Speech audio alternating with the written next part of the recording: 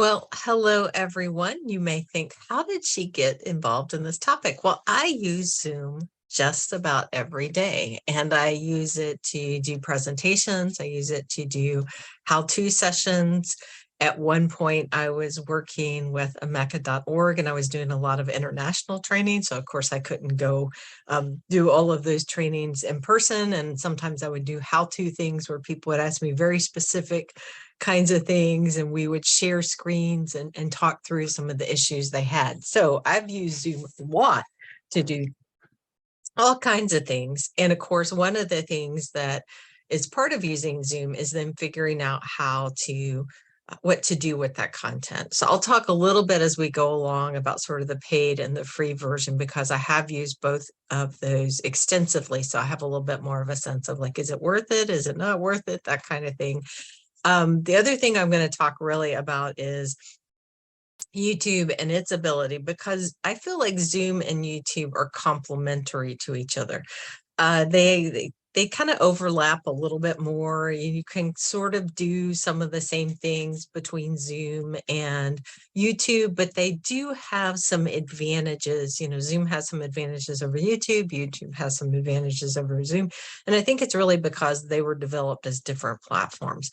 So we're going to talk about options for recording content in Zoom and YouTube. I will mention some other products out there too that you may want to investigate that are also free, or if you're have Microsoft or you're a Google library or institution, you'll have access through Google. So we'll talk a little bit more about that.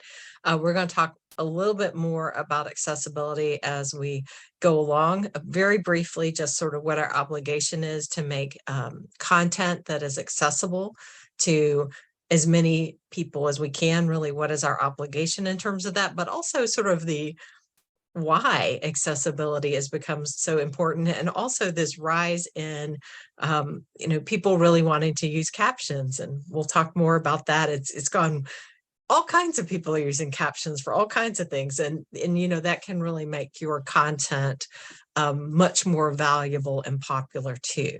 So we're going to talk about how captions really play into so many different things, even to whether or not your videos are found through YouTube or through Google search. So, I mean, it just is amazing, like all the different ways captions and transcripts really impact this work.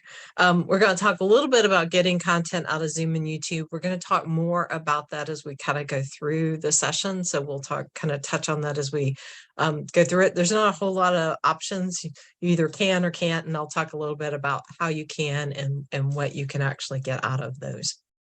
So there I am. When to use each. I thought this was a really nice little diagram. The red little play button is the YouTube logo.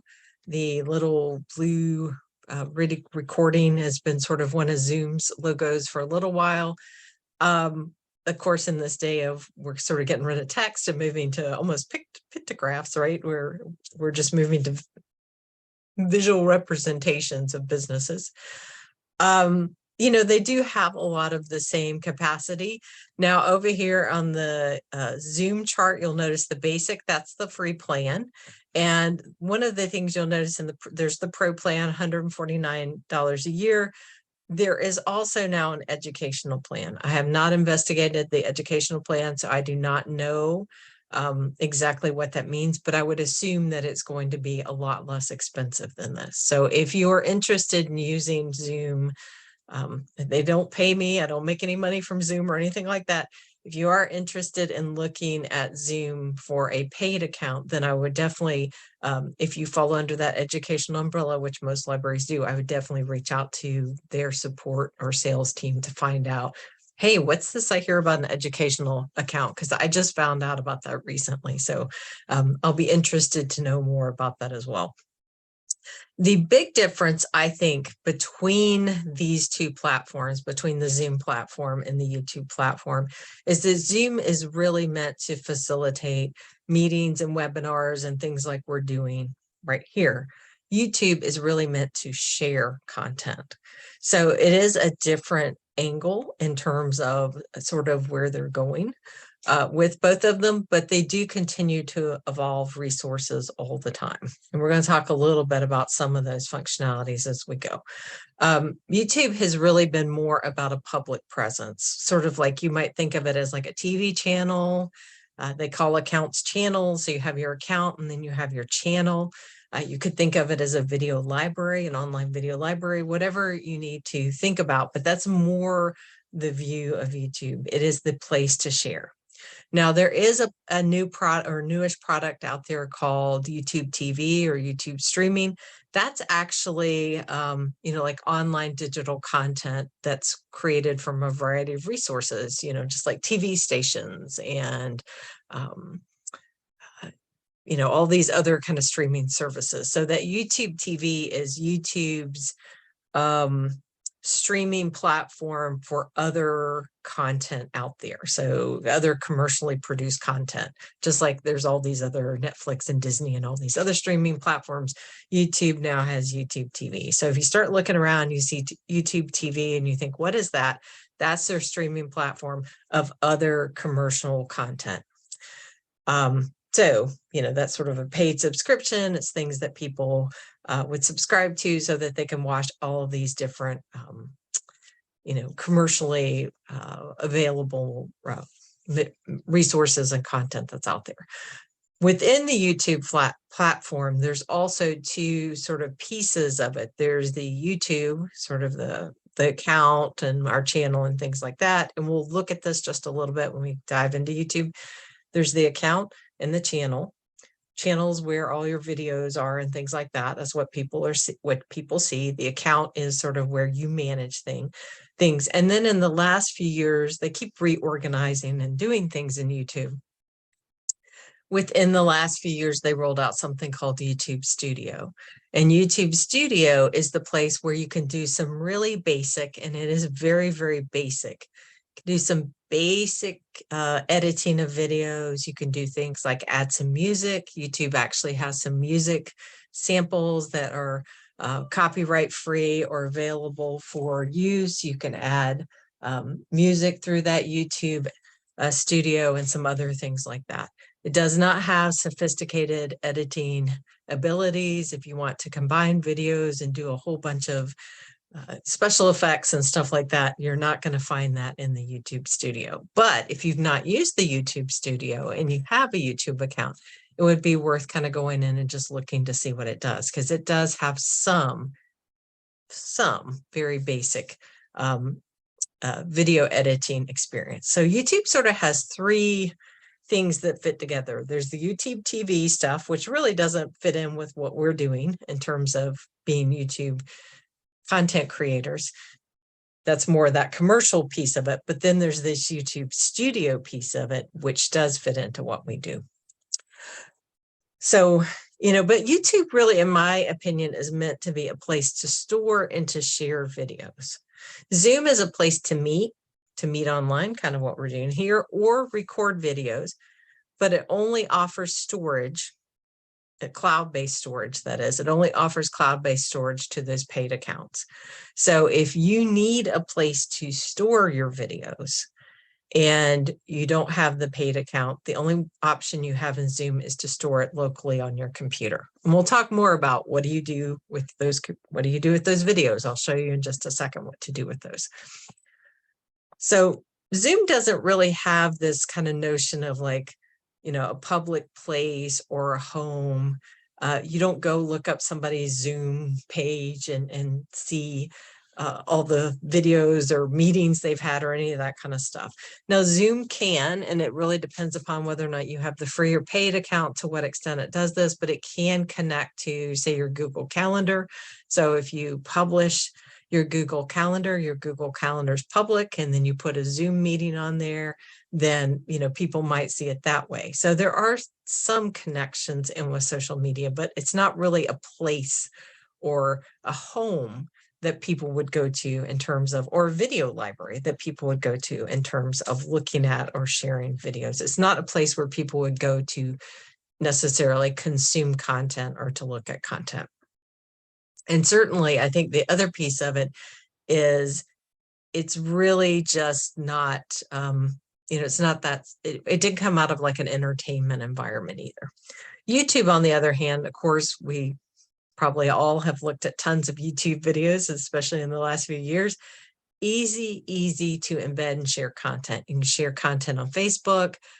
You could share content on Twitter. Who knows now whether or not you can still do that. Easy to embed a YouTube video into a lot of different products. If you have a website like WordPress or Drupal, or you even have a Google site or some other kind of software, or even just a website that your library has written, you have a web designer who created your website from scratch, there is these little embed codes or little widgets where you can take them for any YouTube video that's publicly available and put them into that particular website or page. You can put a private YouTube, and we're going to talk more about the difference between public and private videos as well, but you can put a private video into content as well. It's just not going to show up to people who do not have that access. And like I said, we'll talk a little bit more about the access control when we get to that section. Zoom does make it really easy to do things like record with picture-in-picture options. So if I wanted to have my camera on now so you all could see me while we're doing this, I could do that. Sometimes I do, sometimes I don't.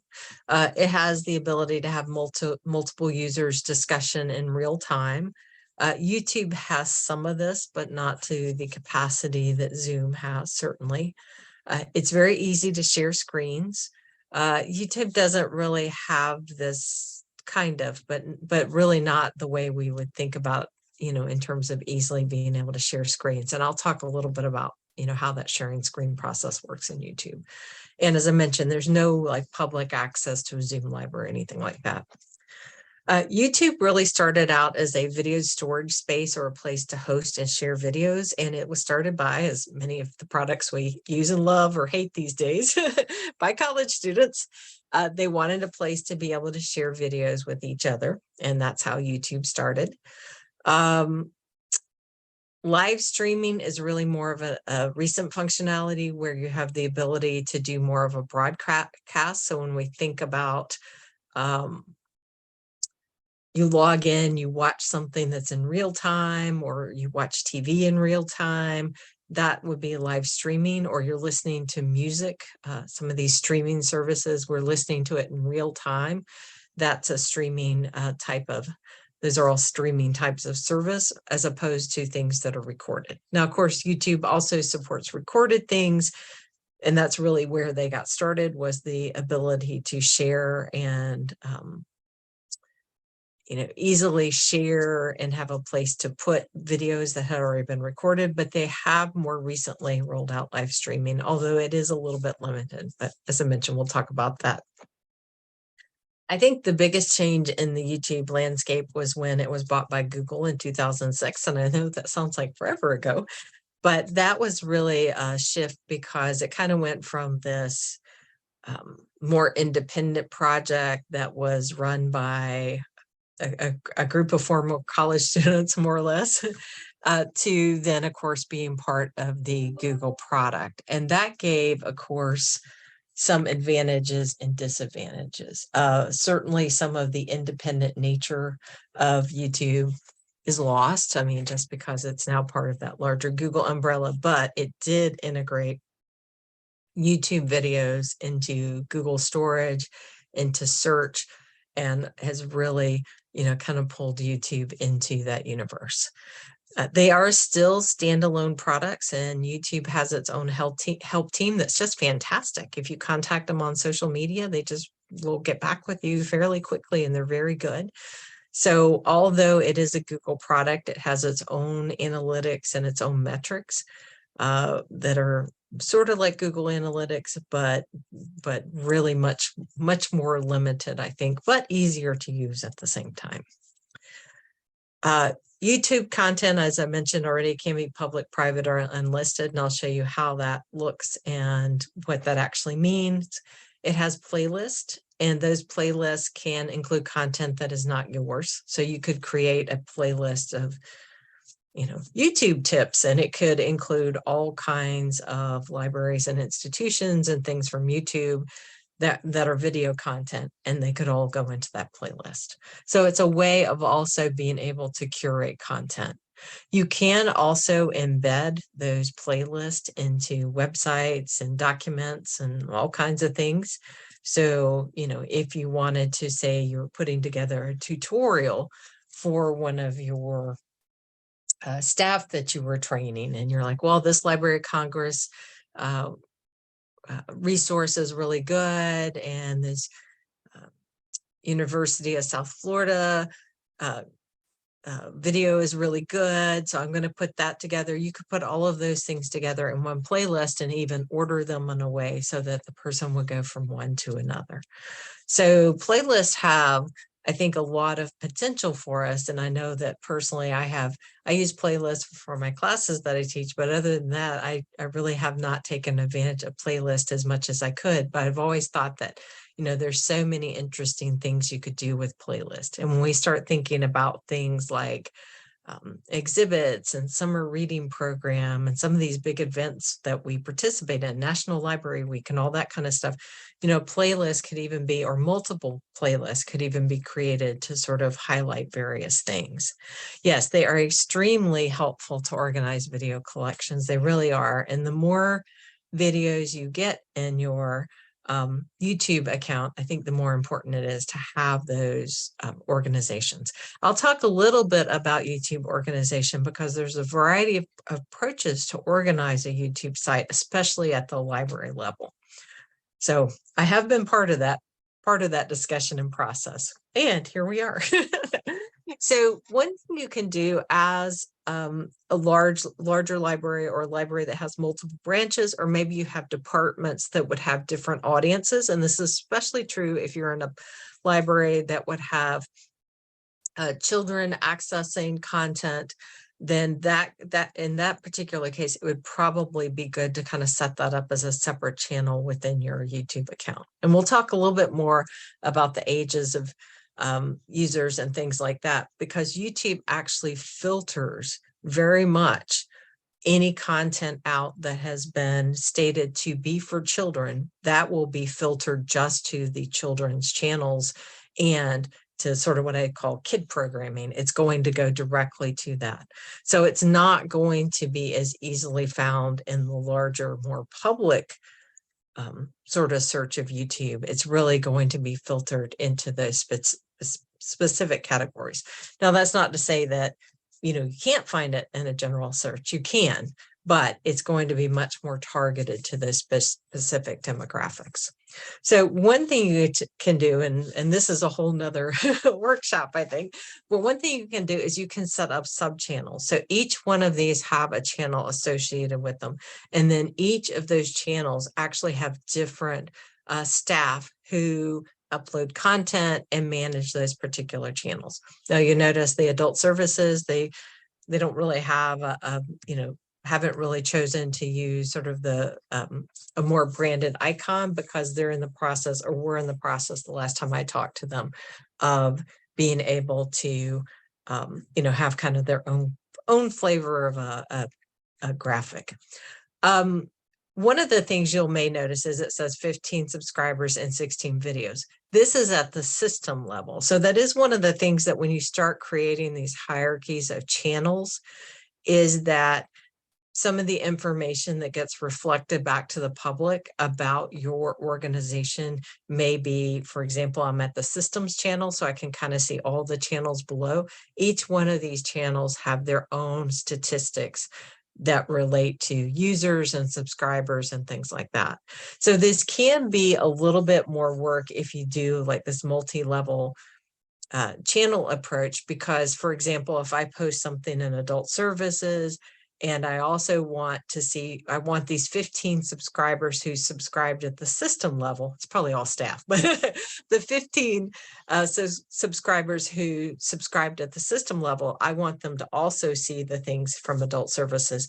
That I would need to, curate a playlist, or I would need to do a post to kind of highlight those things as well, because although they're connected in terms of hierarchy, it's not as connected on the user side of it, I think.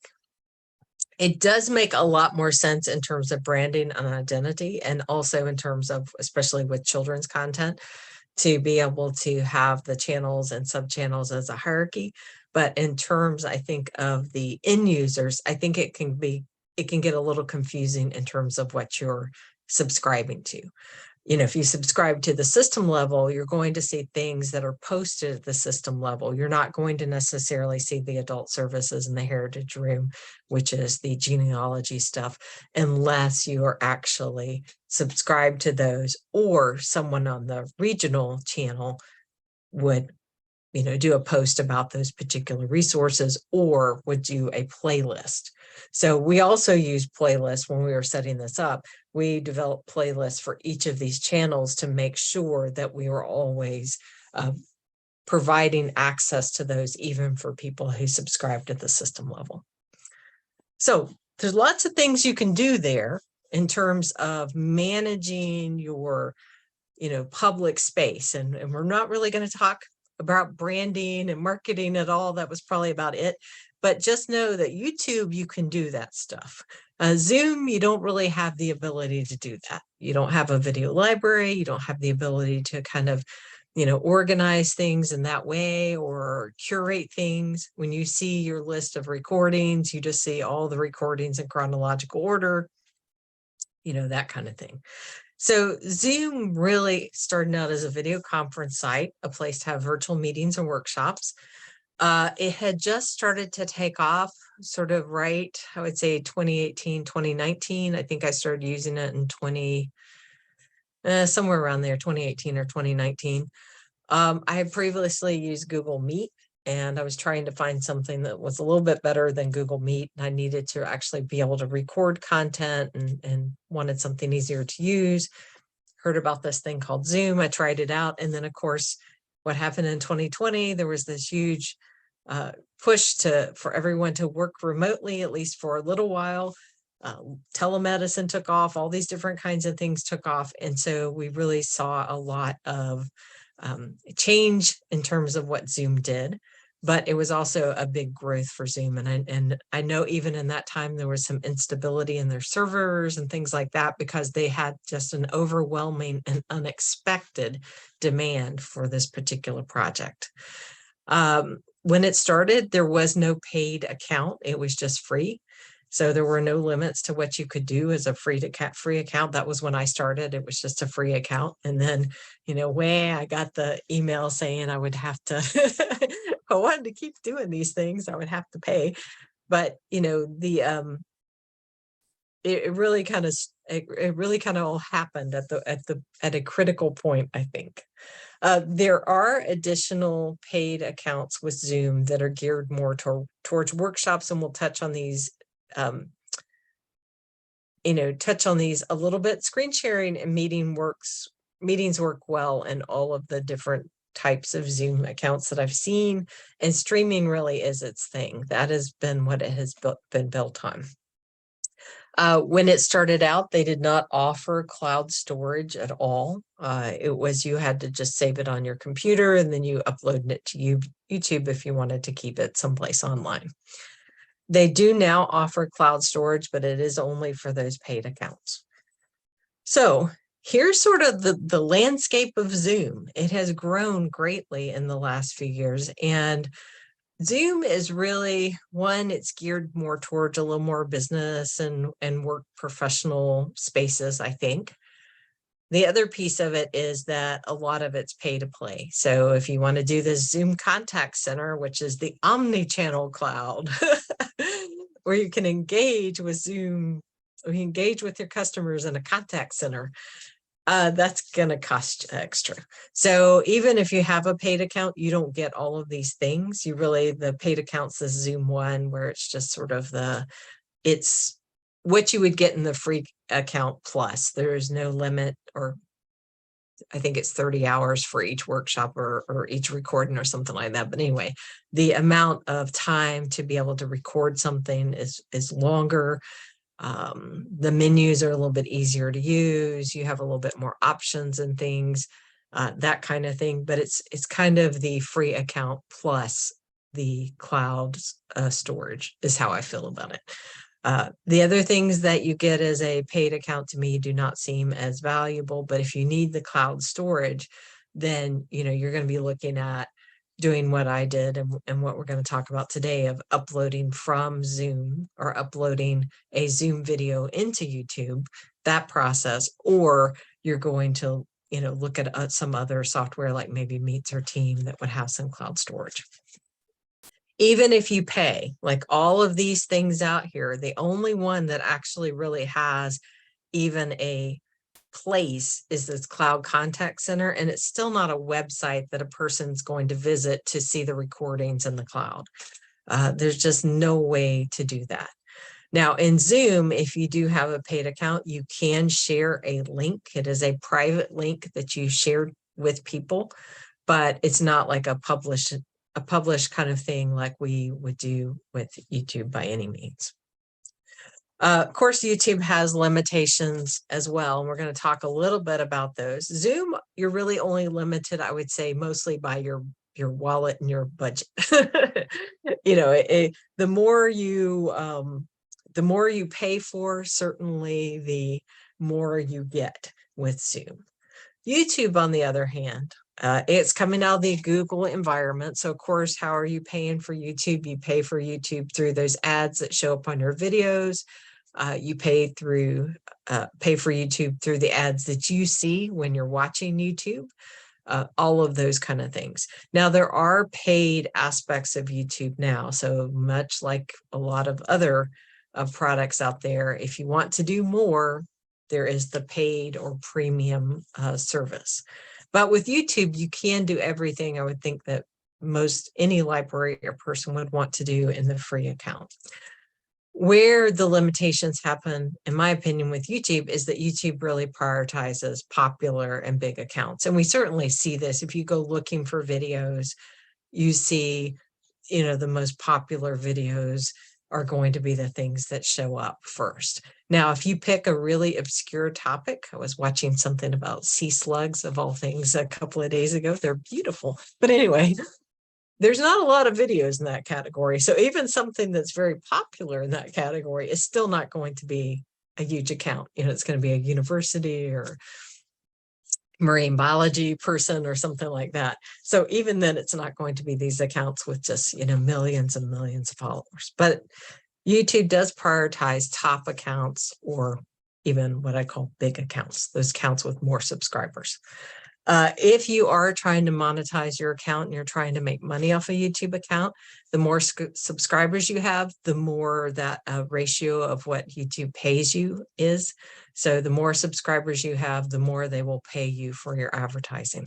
Makes sense. The more subscribers you have, the more potential eyeballs will be on your content with those ads in them. Verified accounts, and I'm going to show you how to do this if you haven't done this, because verifying an account is really, really useful, and this will give you a lot of advantages.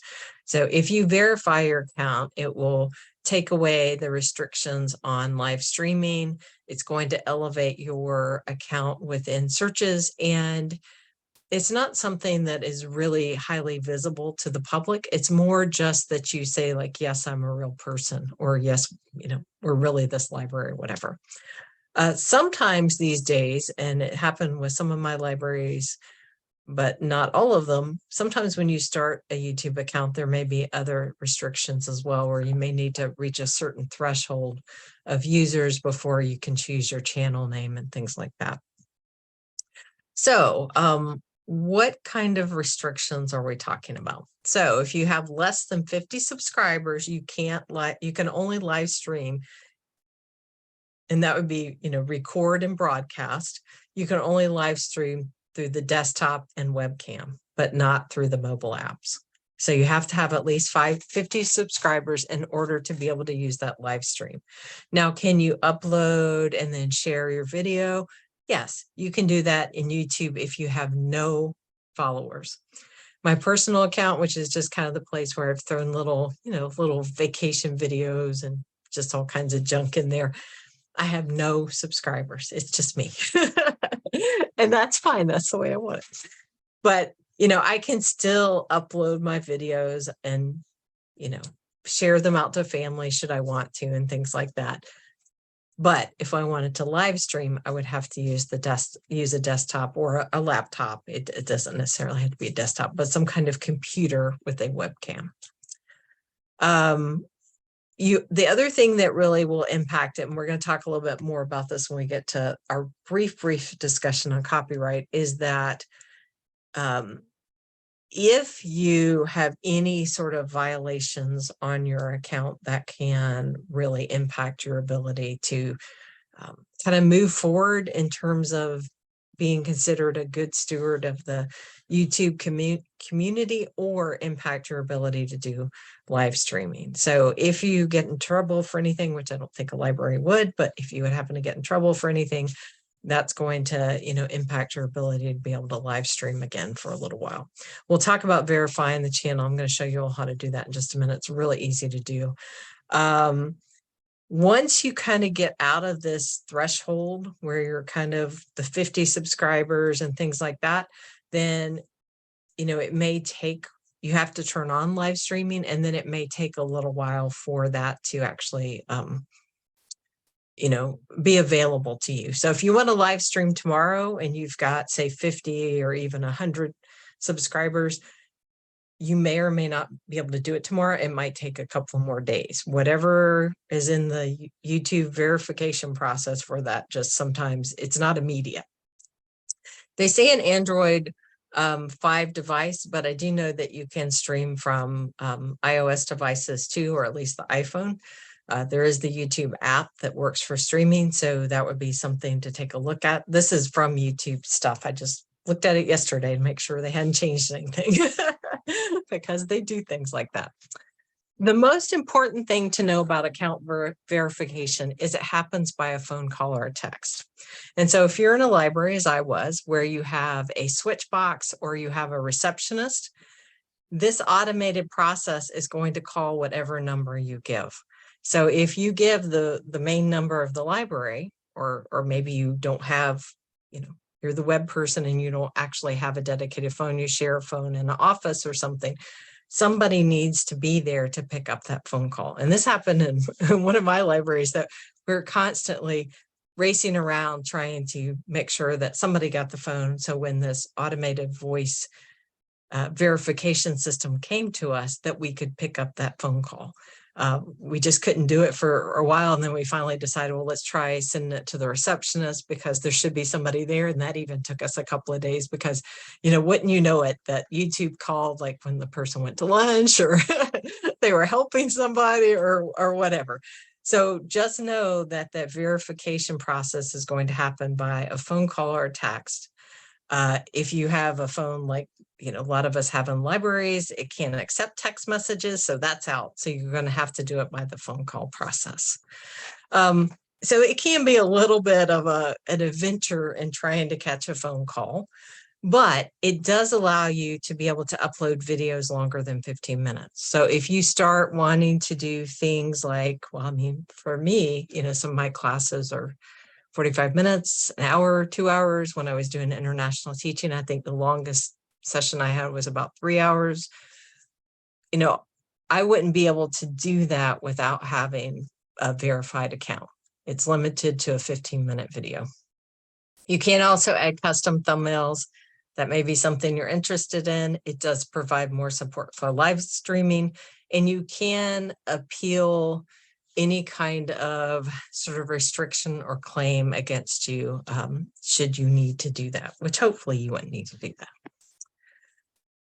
One of the things that YouTube says is it will, when you're looking through its documentation stuff, it will say that in terms of kind of moving along in that ranking system, which is very vague. There's no like, this is level 1, this is level 2. It's just sort of this very vague ranking system that YouTube has in terms of user accounts. And it also has very vague language like, you must have sufficient channel history. Well, now what is sufficient channel history? It is truly vague. So it is things like, how much activity you've had in YouTube. And this can be things like how much, do you like video uploads? Do you consume? Do you watch YouTube videos? I mean, they look at everything. They look at personal data related to your Google account. Now, I know that may feel kind of squishy, and I don't know exactly what they look at other than this list here: when and how the account was created, how often it's used, and then how you connect to Google services. So what does that mean exactly? I mean, honestly, your guess is as good as mine in that. So, there are some kind of squishy unknowns about this, and that may be something that, it may take a little bit more time to go through that verification process, or to go up the tier a little bit so that you can do live streaming and that you can do videos longer than 15 minutes and things like that. So short answer is, do not plan on this being immediate. It does happen fairly quickly. I don't think once we finally got the phone call, it did not take us very long to be verified, and we were able to kind of move forward too. But it is something that is a little bit opaque in terms of exactly what is known. Of course, you don't want to violate YouTube's community guidelines, because that's going to delay you from getting your account verified. It's also, if you're terrible enough, they will just ban you from the platform. Now, I don't think any library is going to do any of this except possibly the copyright violation. And this, I think, gets really sticky for us, because we do sometimes use music within our events and things like that. And, maybe you're hosting a teen prom, and you're going to have music playing, or, maybe there's a faculty member doing a speech, and you're going to have some music playing before, the event starts, or something like that. It is something to think about, and we're going to talk more about recording in a few minutes, but it is something to think about, not only in the verification process, but also to think about it in terms of, what you actually are capturing when you're recording events. Because that music especially is probably one of the most common flags within YouTube. Their copyright checker for music is incredibly sophisticated, I think. And although there are some uses of commercial music, I know that people who have even had permission from the artist to use commercial music. It happened to one of my libraries, actually, where they actually had permission from, it was a regional artist, and that person gave them permission to use the music because they were at the library. And, that got flagged for copyright violation, and was sort of a strike against that library. Now, they were already verified, so it wasn't that big of a deal, but it was something that we worked on appealing. Because we were verified, we could appeal that ruling. And we also, that artist, that musician, very much wanted that video up, because it was kind of something they had participated in. So, we were able to make the case, and eventually got it put back up. It got taken down twice by YouTube, though, before we were able to finally, I think, get that shut down. But it is a very sophisticated system, and it just doesn't, it's only looking for specific things. It doesn't understand the nuances that you may have copyright, even if you put that information within your description. Where do you do this? So when you log into YouTube, you go into your settings, and you'll see that there's some event settings and the YouTube Studio that I mentioned earlier. And within the YouTube Studio, that's where you can also choose that, do your verification. There's other things you can set within YouTube Studio as we start diving in here. You can, among other things, you can, under advanced settings, you can kind of set some defaults for your channel. And so this can be really helpful in terms of making your work a little bit easier when you're working in YouTube. So for example, you can set the default audience. If for most of your videos, the default is going to be not for kids, then you could just go ahead and say, no, this channel is not for kids. We're not making any kid content. And that would mean that for every upload, that's already kind of checked as a choice, but you can always go back and change it later.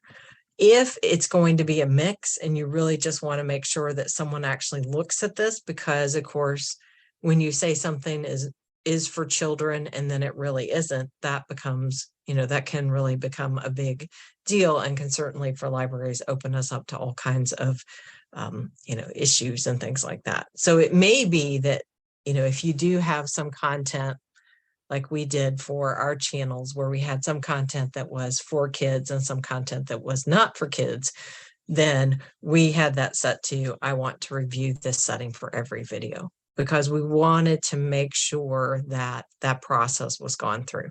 Now, we still had we had a small team, but our marketing folks would still go in and kind of take a look at things and just make sure, yes, we had the right settings for things. Because we did want our kids' content to get into all of those, all the kid programming segments and things like that YouTube has developed. So you can set things like that. You can also do things like if you have Google Ads, you can connect those things together to where you can have ads that are more at your ads or ads based upon your interactions with videos. You can have those set up. You get a lot more metrics once you're verified. The other thing to note, and this is in the resources that I'll share after today's session, is that Google provides credits for free advertising, and they actually provide quite a lot of grants for nonprofits. So if you're a library nonprofit, do take a look at that, because if you're interested, I mean, this is like free marketing money. Now, granted, it's just for Google products. So it'd be Google search, YouTube, Gmail, all that kind of stuff. But still, if you can get a Google grant, hey, might be worth looking at it. You have some additional choices when you're verified in terms of what you want to do with captions. We're going to be talking more about captions, but you can actually check don't show potentially inappropriate words. So with captions, some of us have accents or dialect or whatever it may be. We stumble over words, and the AI might, I've yet to see this, but the AI in theory could use a potentially inappropriate word. And in that case, you can turn that on and it'll put in a blank or a dash or some kind of placeholder for that word. You can also choose whether or not, as a default, you want viewers to be able to clip out the content. So do you want people to be able to reuse your content and other things? That's something that you may want to think about. I'll show you how to do this on each individual video, but you may want to make that decision. If you're making the decision on the behalf of all library videos, do I want people to be able to clip out content from the library? You may think yes or no. But you do have other things that you do have some other abilities with the verified accounts. So there's the 50. Remember, I said it's hard to know exactly what the tiers are in terms of YouTube accounts, but there's at least the 50 subscribers, the verified subscribers, and then the 1,000 subscribers. So at least there's those three categories, but then it's very unclear in terms of what other categories there are. Is there a category for 500 subscribers? I don't know. I haven't found one yet. But I do know that for creators who have less than 1,000 subscribers, that you are limited, or you can be limited. It used to be you were limited, but you can be limited in the number of viewers if you do a live stream. And this is only a live stream from a mobile device. Now, once you archive a live stream, or once the live stream's archived, if you have less than 1,000 subscribers, it will be set to private by default, but you can change that once you get that set in there. So it is one of those things where it can be a little bit, confusing about like, well, what is this doing in terms of our content and things like that. So my suggestion is, if you do want to live stream versus record content or put recorded content in YouTube, if you have a laptop with a webcam, or you can set up something with, webcam and mics. If you're going to have a panel or a group of people, things like that, mics are certainly going to be the best option anyway. But if you can set up that and use the webcam, at least till you get your subscriber numbers up a little bit, then you won't be under those restrictions. And the mobile versus the computer piece of it, like, I don't really understand what Google's rationale would be for that, but they have some. And if you are in the process of being reviewed, like you're kind of at one of the 50 or you're at the 1,000 threshold, or you're in the process of getting your account verified, any major changes to your account can cause this process to slow down a little bit. And I know this sounds like a lot of work, but it does have, once you get your account verified, and if you get up to 1,000 subscribers, you do get quite a little bit more in terms of functionality and being able to do things. So, for at least the libraries I've worked in, even the larger academic libraries, getting up to 1,000 subscribers takes quite a bit of work. And that's really where your marketing and, PR folks come into it, is, how do you get those numbers really up there? So, that may be, you want to just wait on that mobile, using a mobile device to stream. And of course, not every mobile device has good audio anyway. So using a desktop and microphone or additional microphones might be the better approach anyway. And of course, you can build your subscriber base. Your marketing team can work on that. You can upload videos, you can share videos, you can stream through a desktop. This is really more, how would you record a live event kind of thing. But you do have options, and this is where Zoom comes into things, because Zoom and YouTube, I think, can work so nicely together. Now, there are other tools out there, and we're really focused on Zoom and YouTube today. But, there are tools that will connect, like, Facebook Live to YouTube. There's something out there called Open Broadcast Software, OBS. I've used OBS for podcasting and audio. I haven't tried this before, but it can, according to all reports, it can stream to multiple platforms at the same time.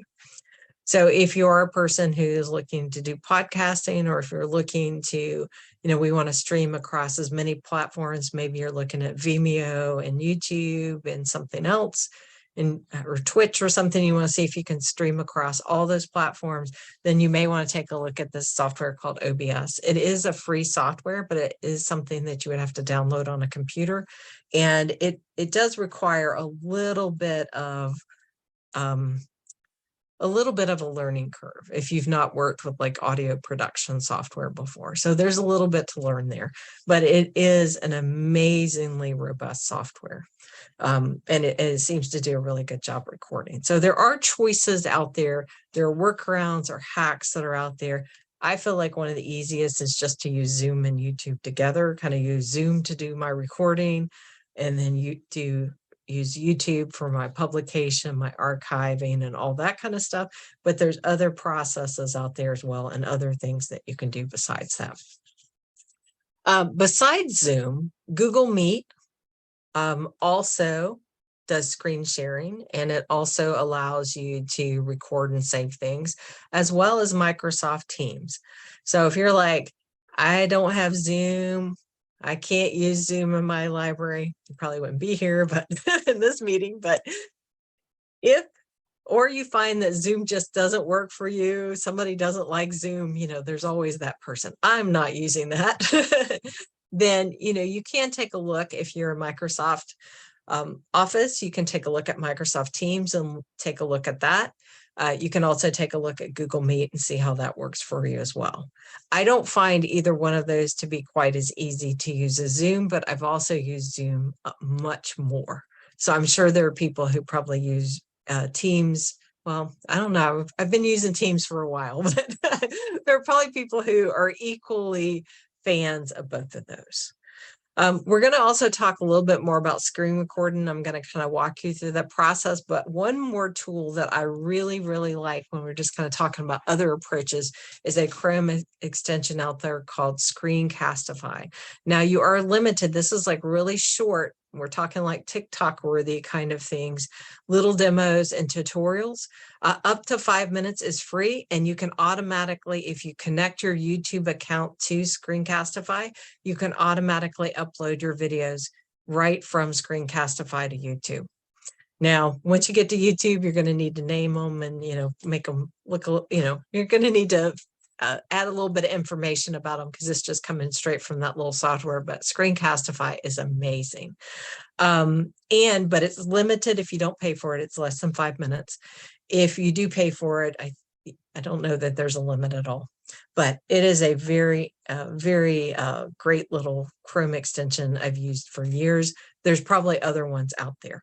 It only, unfortunately, works in Chrome. I've looked in Firefox and Opera and Edge and all these other things, and they've only built it for Chrome. So I'm sure there are other extensions out there that might work equally well.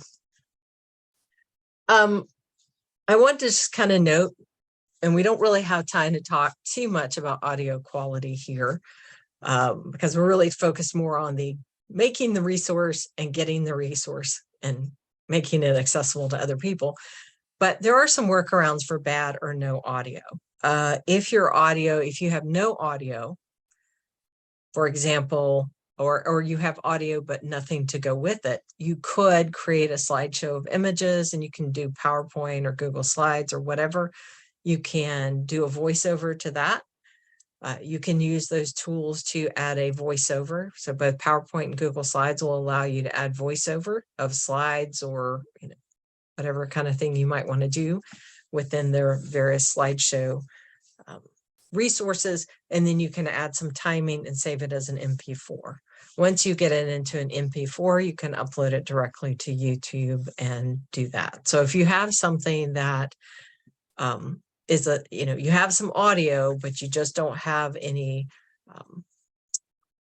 video to go with it. Say maybe for whatever your video didn't record, or perhaps you did a podcast, but now you'd like to put it on YouTube. That would be sort of the workaround to get that podcast on YouTube, is to put some slides on top of it. So you can do that. YouTube also allows you to do a voiceover. So if you can get it into an MP4, then you could do the voiceover in YouTube as well. Oh, that should be Meet. For Zoom, Teams or Meet, to do voiceovers, you're going to do a share screen and you're going to open the presentation, kind of like what we're doing here, record your session for normal. You just need to get an MP4 file format in order to be able to put it in YouTube. So for Zoom, it's really all about a meeting. And so it doesn't kind of matter what they call it, in my opinion. You're creating a meeting.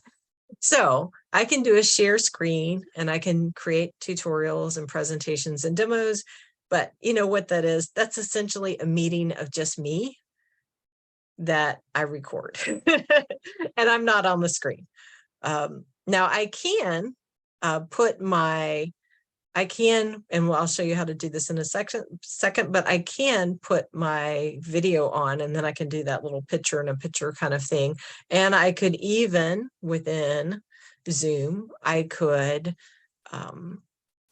be running some other video and talking on top of the video and discussing it, as we see is so popular these days with, show recaps and software breakdowns and just all kinds of different things, where people do reviews by showing some images or showing some video behind it, and then they're kind of doing that discussion or recap over it. We could certainly do that in Zoom as well. Of course, we can just have a regular meeting in Zoom and discuss or meet virtually, so we can do that. For the free accounts, 45 minutes is the hard limit. So it will kick you out at 45 minutes. So when you look at the Zoom free plan, it says 40 minutes is the time period. 40 minutes, it starts giving you your notice. You've got 2 minutes left. You got 3 minutes left. At 45 minutes, you are out. And that means it shuts down for everybody. There's no goodbye, no, we'll see you next time. None of that. It just cuts you out completely. So although it says 40 minutes for the free stuff, it's actually 45 minutes, but that is a hard stop. That means everybody's kicked out. So certainly you can use meetings, even the free one, to do job interviews, book clubs, all that kind of stuff. I did trivia, back in 2020, we did online trivia for a while, which was fun. That was a lot of fun, actually. We had a good time with it. If you have a paid account, you can actually do breakout rooms where you can send people away to do various things and come back. That works for group activities. We used it for trivia, so it worked really well for that. Of course, you can set up a personal meeting space. So if you have a small group or you wanted to offer office hours, or maybe you needed to work with someone. So let's say you had a patron who had, maybe some software they were working on, or maybe you're kind of, helping them with some research, or you're demoing something for them, and you're going to set up a small, a time period just to work with them on something very specific to show them how to do something. Of course, if they come into the building, you can do it that way, but wouldn't it be great to be able to offer them a session, at a time that works for both of you, but that, might not involve coming into the building. And this can also be helpful too when you have sort of almost like a virtual reference service, but more of a interactive, where you can actually talk to each other and potentially see each other's faces if you want to do that or not, but screen share and all that kind of stuff. Because otherwise, virtual chat is someone asks a question, you type back an answer, you might send them a YouTube video, or you might send them some additional information. But with using a personal meeting, you can actually have truly that sort of reference inquiry process with them in that consultation. And that can also be useful for people who may have mobility issues or cannot get into the building for some reason. So I mean, it's definitely something to kind of think about. And you can do these small, you can do like an individual meeting really in any of these Teams, Google Meet or Zoom, but that is something that's kind of built in to Zoom for sure.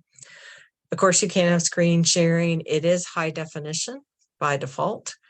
But it can be limited by your webcam quality, of course. So what it records on the screen, if you have a modern computer, you've used nice graphics, it's going to be fine.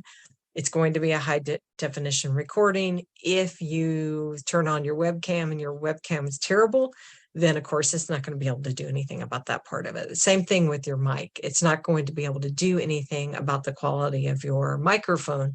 It's only going to be able to record in a high definition format. So although Zoom supports high definition, it has everything to do with the equipment that you're using. And that's going to be true for any of these. So free version, you log in, you can start a meeting, all that kind of stuff. You can set up a meeting, you can schedule a meeting, all of that kind of stuff. That part of it's fairly straightforward, I think. When you schedule a meeting, though, you have a lot of choices, and you can set up defaults for your meetings under your account settings. So, and this is true for free or paid accounts, where you can set up exactly what you want people to do. And really the takeaway here is you want to think about the video and the audio piece of it. Like, how are they going to access this particular thing? And the other part of it is mute them on entry if you can. Not because we're mean, but people just sometimes we're so used to being muted when we go to something that, I mean, I've heard people eating lunch. I've heard people, having complete conversations, putting in their grocery shopping order. It's amazing. So mute participants on entry. That's probably the most important thing in terms of one of the things you do when you set up defaults for your Zoom account. So in my Zoom account, just as a default, it always says mute participants upon entry. And then if I'm doing something where I'm going to expect the other person to talk, I can adjust that in that particular setting, or I can just actually, ask them to turn on their microphone, and that gives them permission to talk, and it turns them, it asks them to turn on their microphone then. I do have a paid account. So you see here, it says automatically record the meeting on the local computer or in the cloud. In the cloud is only for those paid accounts. Now there's so many options in Zoom. I'm not going to go through all of them. I'm just kind of hitting some of the ones that I know is going to potentially impact your use of Zoom to create content, to share, or to create content to then put into YouTube. So muting participants is going to be useful because you don't want the background noise. Anything you can do to make your audio better is going to make it so much easier and sound so much better when you get to the point of uploading it to YouTube. You have a lot of options with screen share and the screen share options, and I'm going to talk a little bit more about that. This is the free account, so the menu is just a little bit different in this particular account. Yes, I have 2 accounts, but they do work so much the same. You notice there are apps, and there are a lot of apps that you can connect to Zoom. So if you're an app person and you want to do a specific thing, I would say go take a look at the various apps. Unfortunately, there is not an app to connect Zoom directly to YouTube. So that's just does not exist yet. I'm sure there's some third-party thing out there. I've read of some things out there, so there's probably something out there that works, but just in terms of what Zoom kind of supports out of the box, there's not one. I find that the best way to do a screen share is just to choose screen. And we're going to look because there's many more options out there besides just screen. But screen is going to capture everything that is on your screen. So if you're doing a PowerPoint presentation, or you have some slides and then you want to jump over and show someone something on the internet, you don't lose any of that. You're able to seamlessly segue from one thing to another. So it will capture everything on the screen. It does not capture you unless you turn on your video too. So there's the with video off, with video on, that would be my webcam, and then screen sharing. There's also the ability to do just a whiteboard. So if I wanted to do some kind of collaborative exercise with my team, and I just wanted to, we're just going to like flip charts, we're just going to get the whiteboard out and we're going to just brainstorm, then whiteboard is going to be a great option for that. If you want to, say, use a whiteboard and then you want to go to the internet, and maybe you want to take some notes in Google Doc and you want to do a whole bunch of things collaboratively together, then you may still want to do screen sharing and then use some other tool that's a whiteboard tool to do that, or add in your whiteboard once you get your screen sharing going. So I kind of start with screen sharing and then I go from there. Now you notice there's this little share sound down here at the bottom. That is sharing your keyboard sounds and stuff. So you probably don't want clicky, clicky, clicky when you're recording things. So this isn't sharing, my audio. This is sharing what would be coming off of the screen. Now, if I were going to do one of those tutorials where maybe I was going to show a clip of a show and then I was going to do my critique and recap, then I would probably want to share sound in that category. But if I'm doing some kind of tutorial and demo, more than likely I'm not going to want to share. I don't want it to pick up anything related to keyboard sounds or anything related to sounds that might be coming from the internet or some other software. So I don't want it to pick up if a notification dings. I don't want it to pick up any of that kind of stuff. I want it to just pick up what's on the screen. You can optimize for video clips. So if you think you're going to clip these up a little bit, maybe you're going to do a larger demo and then you're going to clip them into little pieces. You can optimize for video clip, and that will just make that piece of it look a little bit better. As I mentioned, there's a lot of advanced options here. I really don't use these probably as much as I could. You can do just a portion of the screen. So that's something I typically haven't done because I just use the screen share and I'm good with that. But you can upload files and share files, which I've done that before. And then one of my friends is a teacher and she does her class stuff, but then she also demonstrates things using a second camera. So when she's like drawing and showing students how to she's an art teacher, so showing students how to like do shading and various things like that. She uses her second camera as part of that too. So you do have some choices in terms of what you can do. And I think it's more about figuring out what works for what you want to do in Zoom, because that, we have a lot of choices out there for how to create video. Certainly you can use your phone, you can use a webcam, you can use a GoPro, you can use a million different things out there to record video. But in terms of Zoom, it has its own features in terms of what you can do in terms of recording things. So, I know it's so easy for us to kind of just pull out our phone and start recording, and that's fine. But especially if you want to put something on YouTube to kind of have more of a professional approach, then you may, a little more polished, then you may want to start and kind of think through what am I going to cover? What am I going to talk about here? And then kind of figure out what tool in Zoom is going to be the way to do that. So you can make adjustments at any time. Once you're getting started, you're not stuck in anything. You can, this is just one little menu in the more category, but there's so much more that you can do besides that.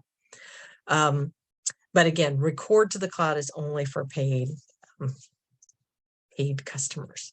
Free accounts, there's no sharing from Zoom. So in terms of sharing, in terms of being able to share content or use content, you do get the ability with a paid account to share a private link. Now, again, this is not going to be as sort of user-friendly as YouTube. So if I wanted to say, and this is how I do it for my classes, I want to publish my classes to where just my students can see those. I put them on YouTube and they're in a special playlist and everything's unlisted. And that's how students can access that particular content. Now I could share each one of my classes through Zoom and send them to the students, but that's not going to be very useful for them, and it's not going to be user-friendly for them either. YouTube offers so much better user controls in terms of being able to see it. They don't have to download anything. There's nice embedded players. So, for ease of access, I do not think, even though I love the cloud storage because I can go get stuff from the cloud, but for ease of access, Zoom is not the not the choice for that. If you don't have the cloud storage, so if you're on the free account, it's going to save it to your computer, and you do have some options. I think YouTube's is easiest option, but other things you can do is you can send it as an attachment via Gmail. And what Gmail will do is it automatically uploads it to Google Drive and then provides a link. So it doesn't actually send someone a long video. It just sends them a link to your Google Drive. And that can work fairly well. And it kind of makes that a little bit of an automatic process too, that it's uploading it directly to Google Drive, or just use YouTube. So for YouTube, well, YouTube really has a few different functionalities now. It continues to grow. So you can upload, and uploading, you can even either use that as an archive itself. So maybe you're not going to actually share it with anyone. You just want to put videos someplace and save them. You can do that. I tell people who are digitizing their old family films, create a YouTube account, create a YouTube playlist. You can organize them however you want. Don't make those playlists unlisted, make those videos unlisted, and then just send your family members those individual links or the link to the playlist. And then that way they can see those, but it's not being published for everybody to see. Now, if that's a concern, some family members would want it to be publicly available, and certainly you could do that as well.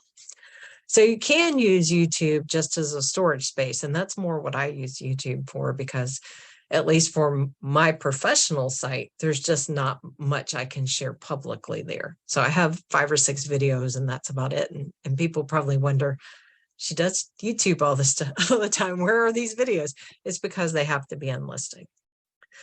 There's shorts. So this is relatively new. It's TikTok like vertical short clips. So if that's your thing and you love that, or you want to try something, maybe you've been a little bit concerned about some of the kind of questions that have arisen about TikTok, then I would say take a look at the shorts. The advantage to using a YouTube short over some of the other sort of video sites is there are a ton of YouTube users. And so the community is already there. You're not using some software that's new that you'll have to refine a user community. Your community is already there. And so it's just more about using this new technology. It'll be vertical. It has limitations in terms of how long they can be. You know, it looks very TikTok-like when you see them. So if that's sort of something where your library's like, we need to get away from TikTok, do take a look at shorts, because it is baked into the YouTube products. And so you do have that audience already potentially there. Now, is this going to be successful? It's hard to know. Will the YouTube users, will this community embrace these little short clips in YouTube? I don't know. That's going to be an interesting question, but it is something to try and kind of think about. Go live. This is the live streaming option that we already talked about. So you can use it to, of course, discuss or meet virtually. It is a very similar kind of thing where until you get your verification, you have a 45-minute limit. So it is very limited. It is a little bit limited too for that. Create a post is a new thing or relatively new. There's some things that have been new-ish within the last 6 months or year. You can now post or blog to your channel, so that can make your channel feel a little bit more like a real website. And you can feature images, you can write about the videos, and then you can embed those videos, add those videos from your playlist or collections, which is really useful, I think. To stream, it's very easy. You just click on the little button there that says go live, and that takes you over to the streaming. And you have your options of doing a stream with a screen sharing, a webcam, and that's kind of really it. There's not a whole lot of options here, certainly not like we would see with Zoom.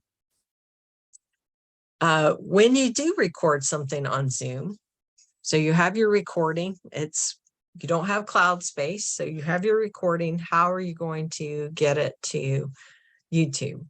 Well, Zoom will save it into a specific place in your computer, and then you just go and you go find your MP4, which I have a couple here. Actually, I picked the wrong thing here, but anyway, I would just pick the MP4, and then I'm going to click on open. It's going to upload it. And then when I upload it, it's going to take me through a really nice guided process. If you haven't done this before, YouTube just does a fantastic job. They've really worked on this process. So anytime you see a little question mark, there's a little pop-up that'll give you more information and tips sometimes. Couple of things I want to point out here. We already talked a little bit about playlist, but the things I wanted to talk about here is really from like the data standpoint. So the title is required. You have to give it a title, and do give it a descriptive title, because the title is going to be searchable in YouTube and it's going to be searchable in Google. So that's going to be important. Now, one of the things I do know is if you give it a really long title, when people are browsing through YouTube, say on an Android TV like I have, those titles will get truncated off. So you don't write a novel for the title, save that for your description, but do write a nice descriptive title so that people can find it. Because when you are searching through like an Android TV that has YouTube built into it, it searches YouTube really nicely, but we don't see all of this other stuff. We're really only just seeing the titles when we're going through that process. The description, as I noted here, this is great metadata and it's searchable in Google. Please do fill out the description. You can write as much as you want in the description. Again, this is not going, most of that's not going to show up in a TV format, but it is going to be searchable.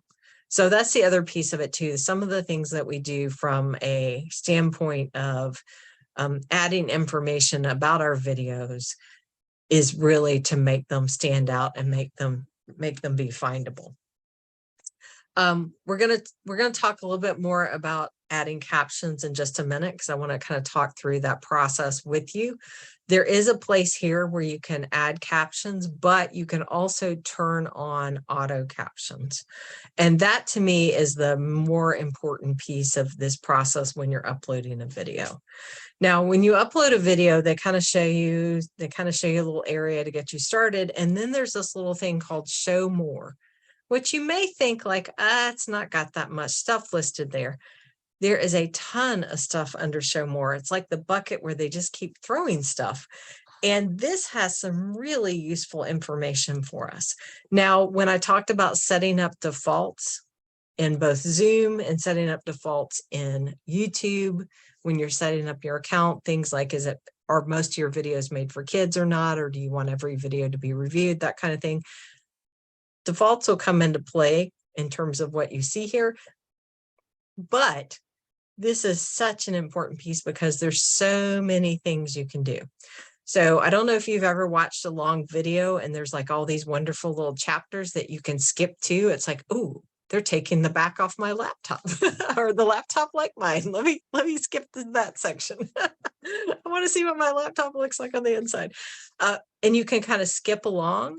You can allow YouTube to try to, it doesn't always do this successfully, but you can allow it to try to create automatic chapters and key points. And these are really, really useful because if you have a really long video, like some of mine are, that you can skip through it to those areas that may be more important to you.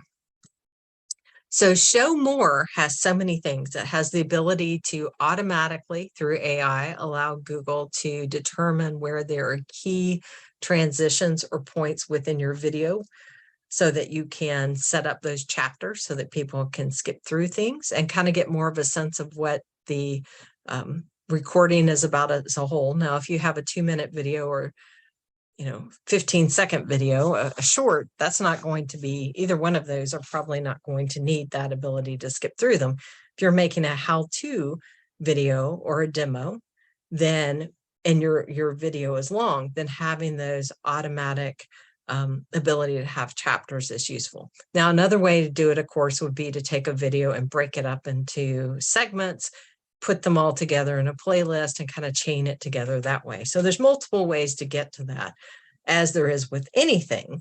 But from a YouTube standpoint, they will try to at least put in those place markers so that in chapters so that people can skip through those longer videos, especially.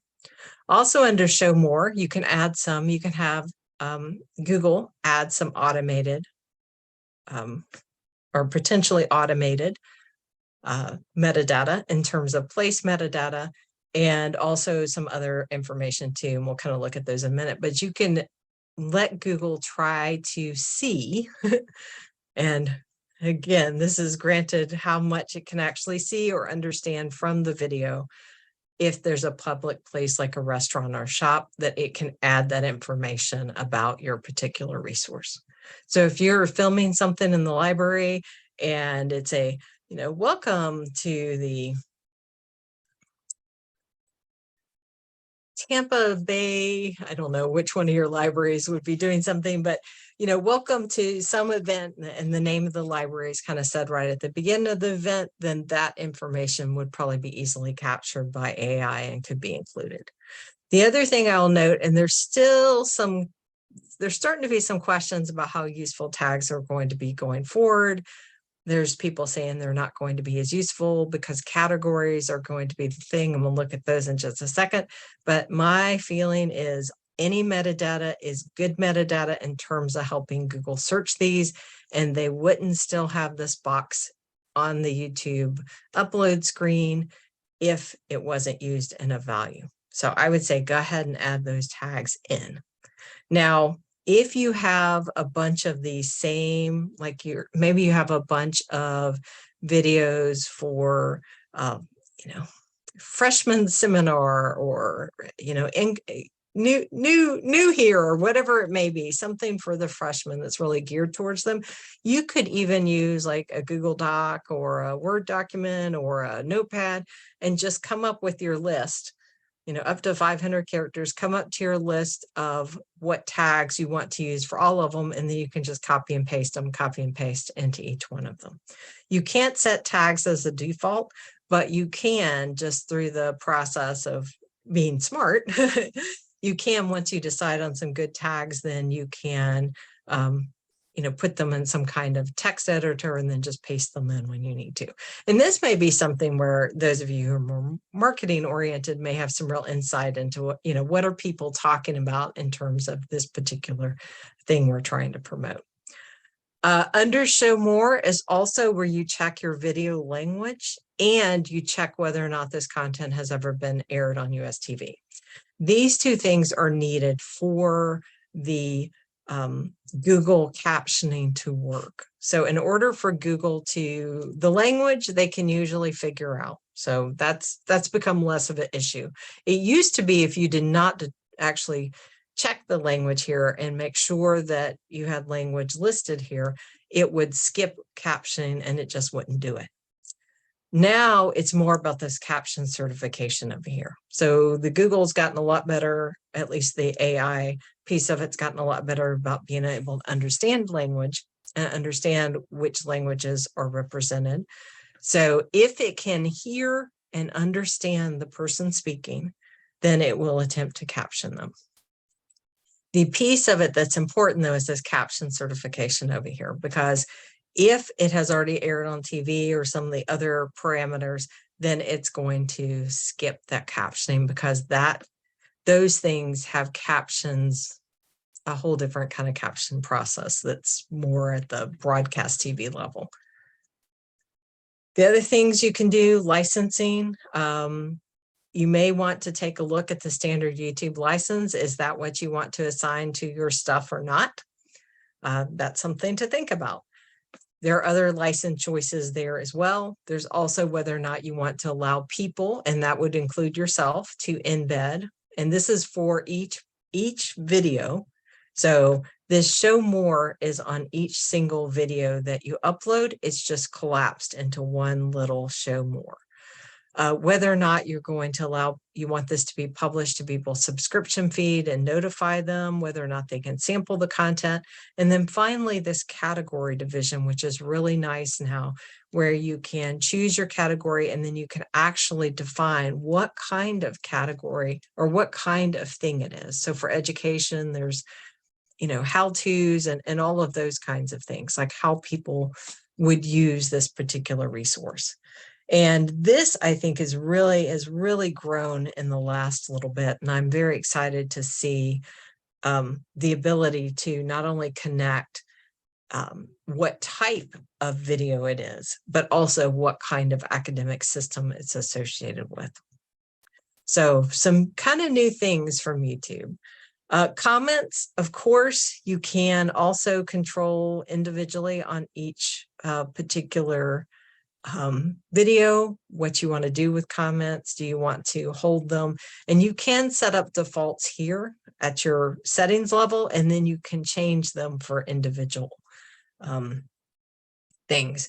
I mean, we typically want to encourage comments, but of course we know that people like to troll and all that kind of stuff. So whatever your policy is on comments, you can either apply it as a whole and it'll be then pre-selected, or you can individually change them if you need to. Visibility or access, we've already touched on this, but this is really where you control whether or not people can see your stuff. Draft is also another category. They don't really list draft on here because you don't choose draft. Draft just means that it's not been published yet. And so this could be that you've uploaded it and it's not been, the processing on the YouTube side is not finished yet. It could be something failed in the upload process. It could be a lot of different kind of technical issues, but there are things that end up in drafts sometimes. Private, that means only you. You can selectively send this to people, but I found it sort of works. Sometimes it works. It depends upon whether or not they use the same email, or if they're already signed in to, maybe they use Chrome and they're signed in under one email and you've sent it to another email. The private aspect of it gets to me kind of glitchy just because of how we use the internet as a whole. Unlisted to me seems like a better category, although that does open it up a little bit, because anyone that has a URL can then access that video.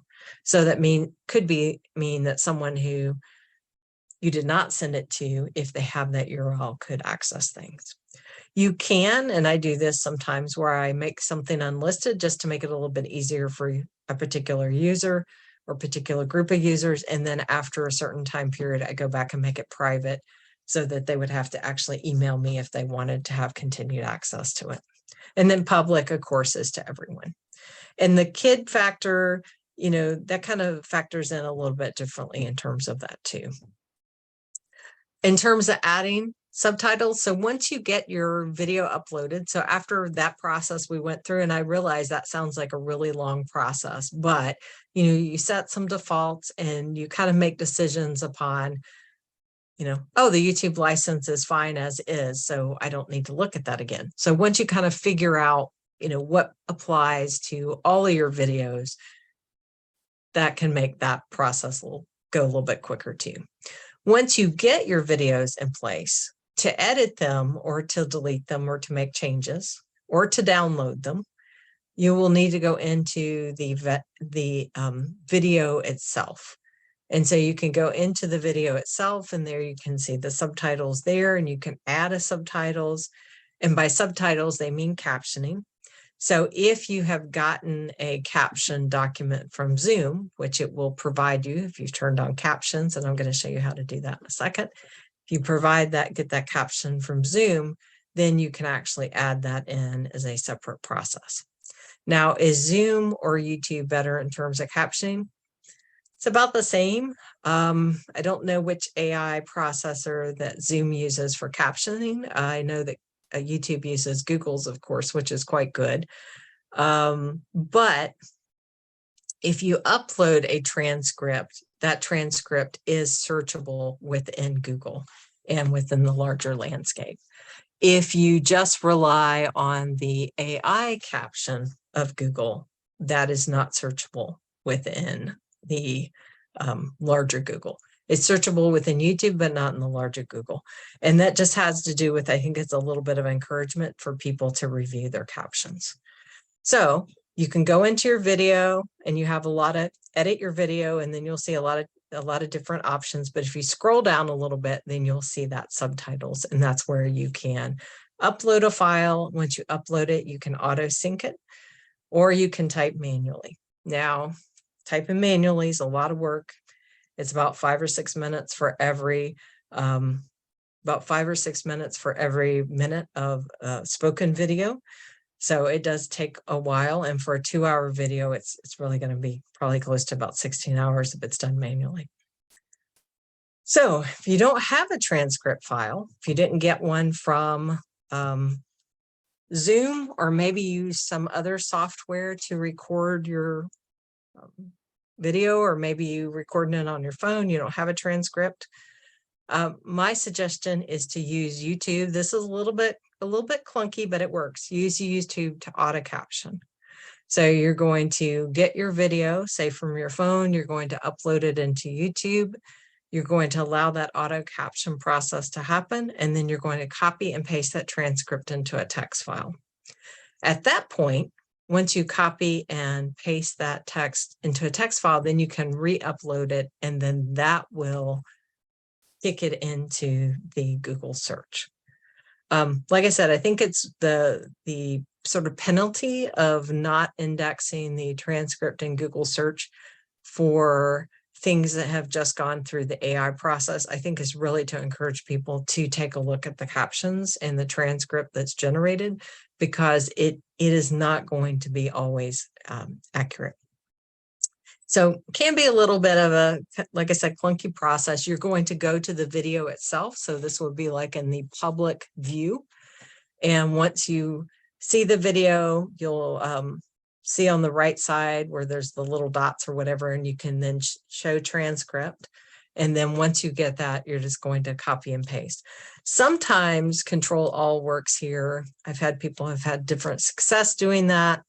You see there's an in mine. So things you can clean up, and you could even put it in a text file, and you could even do a Control F to find all the ums. If the person says a lot of you could do that. There's some other cleanup tools out there too, besides just sort of that approach, but there's other cleanup tools out there as well. You could even put it into a Word document and do spell check and some other things to try to catch errors like the auto caption may make. Now, you may decide that auto caption is just fine, but remember, if you don't actually upload that transcript or manually type it in, you don't want to manually type it in. If you don't upload a transcript to it, it's not going to be searchable in Google. So that's one reason why caption. The other reasons to why caption are because it is part of the law. Now, captioning specifically is not part of the law. It's mentioned as more as an example, but this all falls under the Section 508, which is an amendment to the Rehabilitation Act of 1973. And this has to do with providing accessible content. Of course, this is part of the larger ADA, so those two things are related together.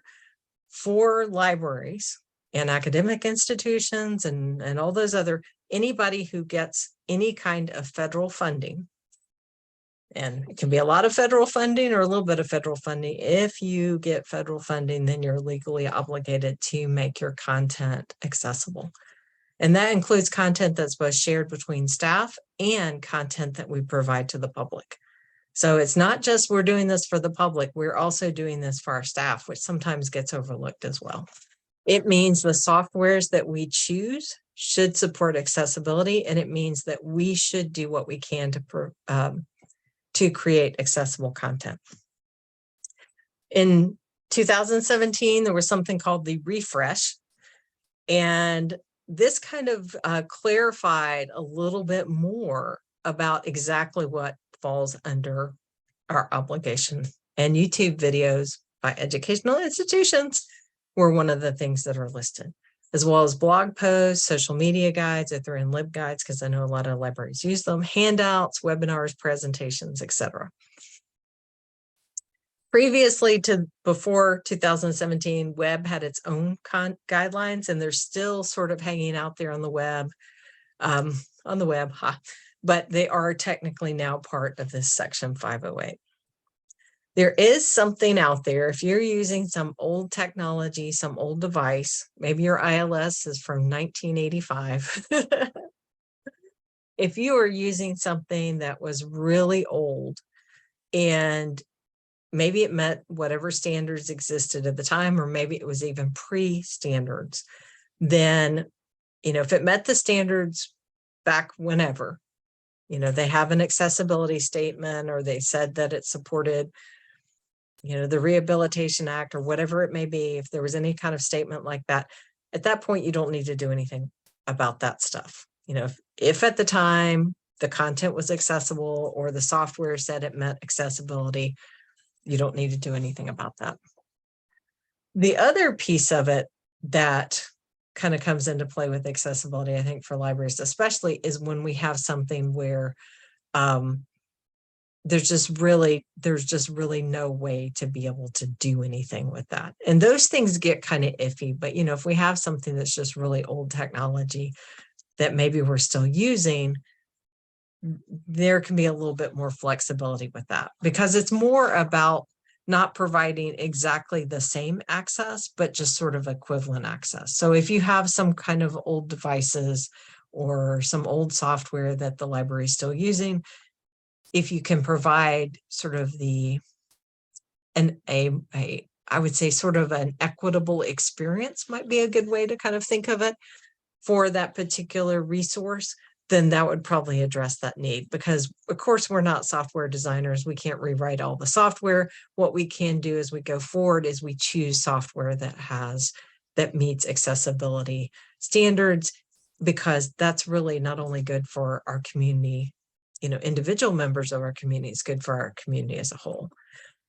While software accessibility is a responsibility of the company. So in theory, YouTube's responsible for making the players accessible. It has an obligation to make the software accessible, that kind of thing. But we have an obligation towards the content, and it really is just good practice. So captioning, it helps meet our mandate to provide accessible content to our users. It helps so much with a variety of users. I had one student that one of my student workers who was a nursing student, and she told me she watched YouTube videos and she would use the transcripts and copy them to take notes. And she had all these notes that she had saved from all of these medical procedures and all kinds of stuff what nurses studied. And we talked about captions being accessible, so it helps make our stuff more findable. And we like captions. This is suddenly becoming the most interesting thing. And I was on the airplane just about 3 weeks ago, and the guy next to me, he watched, I don't know how many things, and he didn't have headphones on, and he just had captions, and he's watching TV. But we are, as a culture, at least here in the United States, we are really starting to lean towards watching TV and other movies and other media with subtitles on.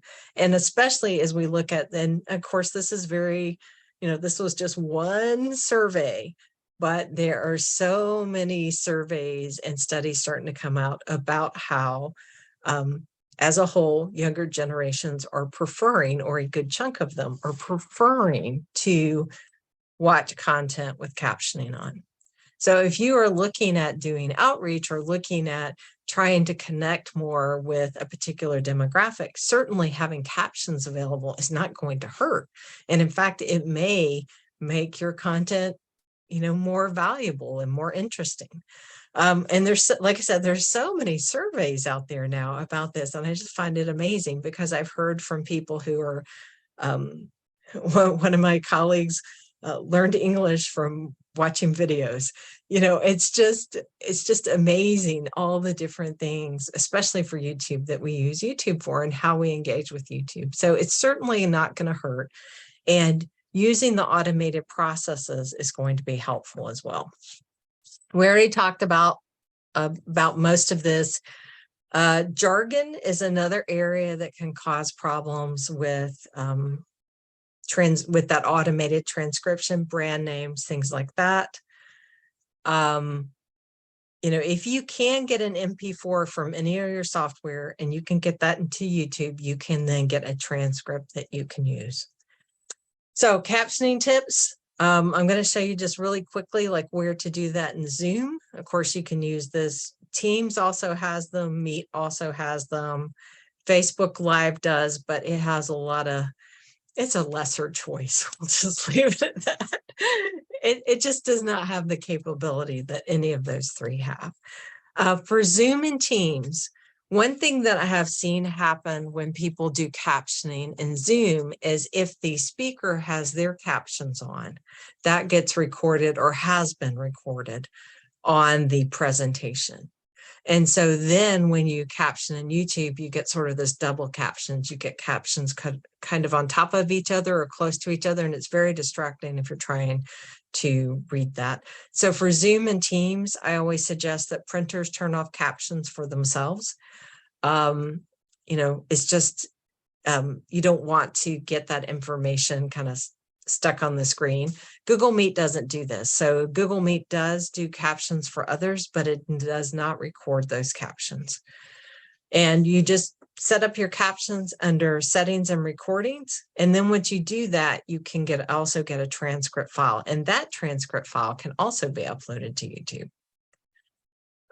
For live events, so I'm going to show you a little bit more about how to set up, but I want to mention live events. For live events, you can use a webcam, desktop, and or mobile device to record to Zoom. You can do the same thing in YouTube, provided you meet all those kind of thresholds that we talked about earlier. For events, this gets really tricky though. You're really going to want mics on people or have a mic very close to people. Even people sitting at a table and a panel, people on the end, or you may have someone who just talks quietly. Even if you tell people to speak up, or I've even had people say, oh, I have a big voice, you'll be able to hear me. And then I can't, I can't hear them. I'm in the back and I can barely hear them. So, you do need to be able to capture the audio well. And of course, if you're going to record anyone, and this could be anyone that's on camera, anyone that's speaking, then you're going to probably want to address the permission to record them, especially if you're going to put it on YouTube, because at that point you've published it. The other kind of best practice or gotcha in all this when recording live events is to make sure there's no copyrighted content used. And this is where we got into that question about the issue about the music and like introductory music being used before a presentation, or maybe there's, you have some kind of event, like I said, like the teen prom or whatever it may be, and there's music being played.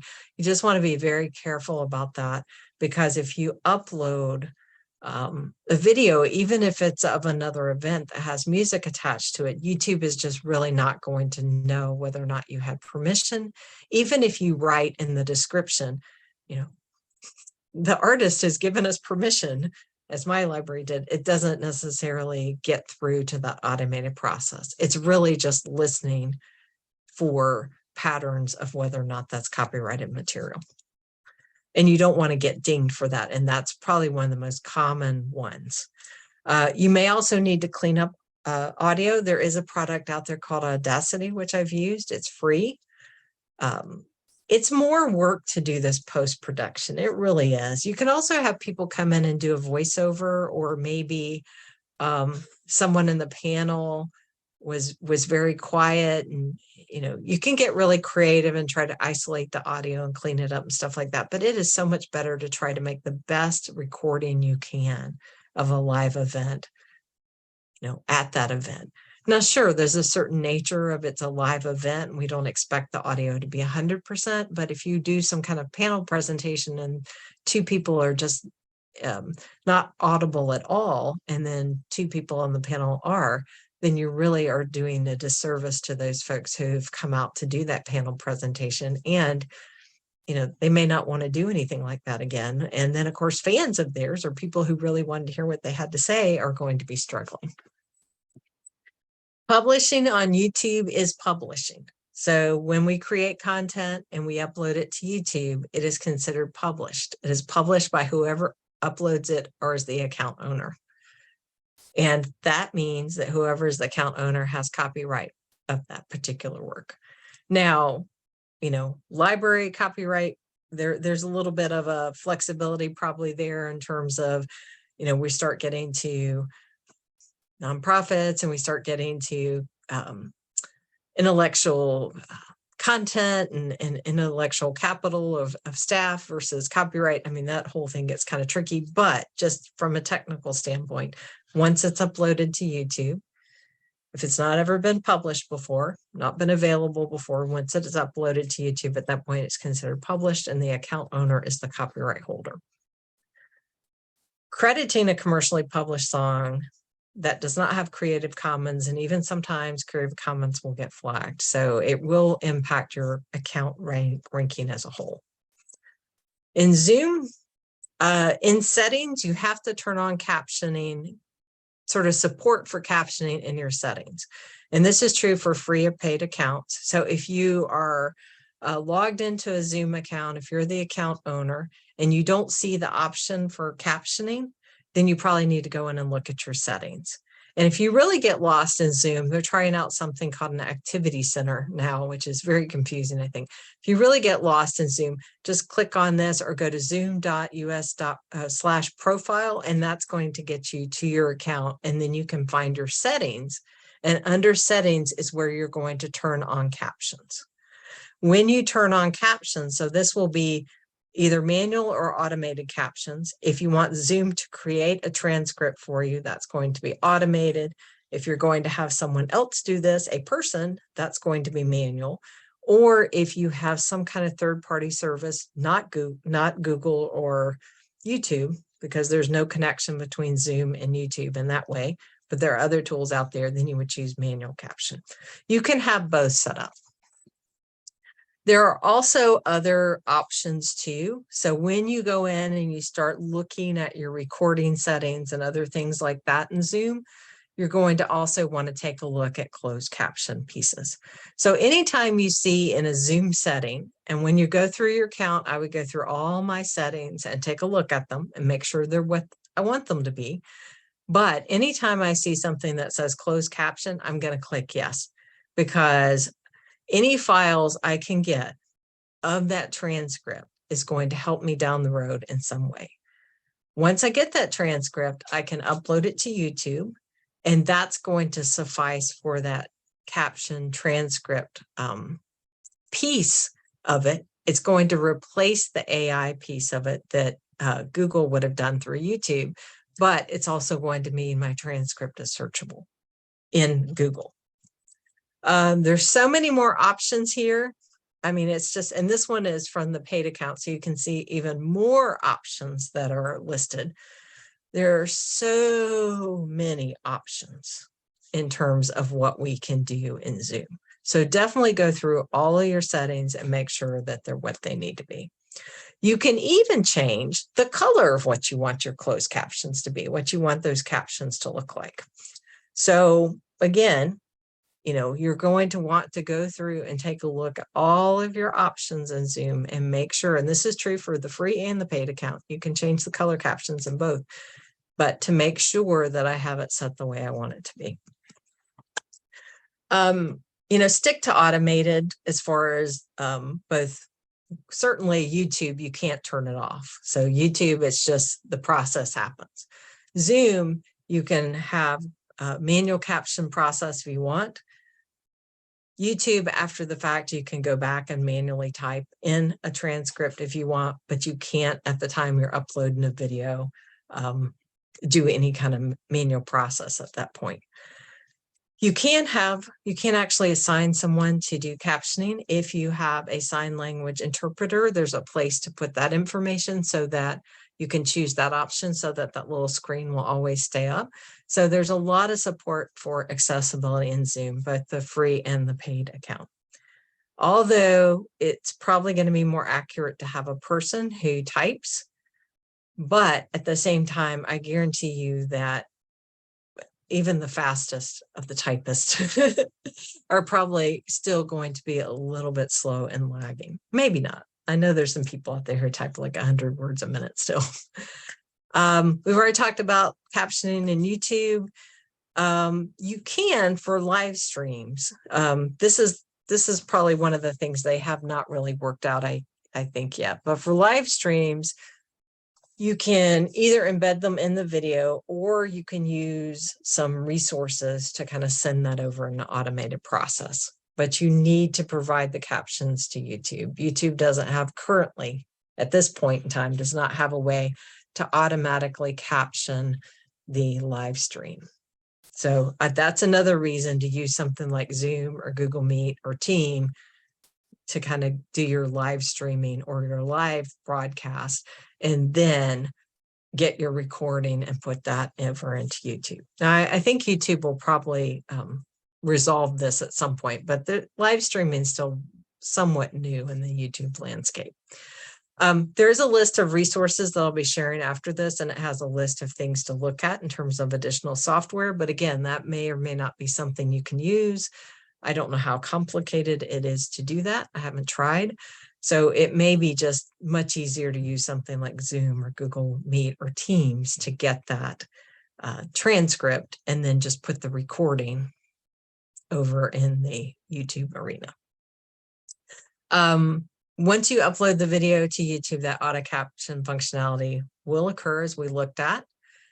And we've already talked about the Google aspect of it. So in terms of the searchability. So, that's something to kind of factor into it. How important is it for your descriptions to be searched in Google? I think it's very, very important. So I think that's something to kind of take into place. The last thing I want to talk about here was access control. So how do you control what people can see? If you have cloud recordings, of course, you have a lot of choices. You can have an embedded passcode. There's also ability to have some IP control, things like that. If you have the free account, of course, it's going to be on your computer. So there's your access control. It's how are you sharing things with other people? So we wrap up here. Zoom, good for screen sharing, tutorials, presentations, demos, etc. Meetings, personal meeting times, all that kind of stuff. YouTube, easy to upload, to archive or share. Shorts are new. Go live, that works well for certain users. I mean, it depends upon what your level is in terms of those accounts. And then, of course, the new ability to create a blog post, which I think is really cool, that it gives the ability to provide more of a website approach to your accounts.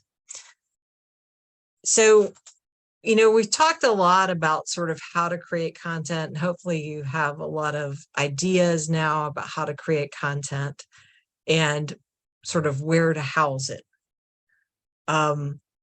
Just as a reminder, published content, at least published content that most of us will be doing, needs captions and or that transcript. They're kind of interchangeable in the YouTube environment. In YouTube, the captions come from the transcript, so it's sort of the same thing. The YouTube offers a really easy way to embed and share content across all social media websites, which I think is really useful. But I think one of the drawbacks to YouTube is really the ability to download content. So the only people who can actually they've changed things just a little bit since they rolled out the premium YouTube, but downloading is limited to the account holder. And you can't download everything in batch. You just have to download kind of individually. Or those with paid accounts if the video owner allows downloads. Now, there are some additional, and some of you may be thinking, but like, hey, I know how to download things from YouTube. There are additional scripts and resources out there that will harvest publicly created content and will download it. Sometimes those will be a much more inferior quality. So if you have HD quality video and you use some of these other tools that are out there, that some of them seem more reputable than others, I'll just leave it at that. But if you use some of these tools that are out there, you may end up with a much more degraded or just lesser quality video too. And this can be a challenge. I worked with one library where no one could remember the YouTube login and password. It was before it was associated with email accounts. So we were really struggling to kind of figure that out. And there was not a lot of content in there that folks wanted, but there were a few things in there that we felt were important. And just trying to get that out was challenging. And we even reached out to YouTube for some help, and they were helpful, but it can be a little bit challenging to get content out. So although YouTube is a great storage space and it's a good place to stick videos, in terms of long-term archiving, I will always just tell people don't trust any of these social media sites in the long run. I mean, yes, they're great places to interact and engage with our users. And especially YouTube makes it so easy to republish and share across platforms. It's just wonderful. I'm certainly a huge fan of YouTube, so I'm in no way disparaging YouTube. But, at the end of the day, it is a company, and it's a company that, we've already seen be purchased by Google. So it's very much tied into the Google landscape. And so I would say for any library organization that creates content within any of these platforms, it doesn't matter what it is, have an external hard drive someplace where you can put copies of your put copies of everything really in terms of any content that you're publishing on social media, and especially your video content, because that to me is going to be some of the hardest content to retrieve. And it has a tendency, because it takes up so much space on various people's computer, or these days we create things on our phones, and your phone gets, well, I dropped mine down 4 flights of stairs one time and that was the end of that.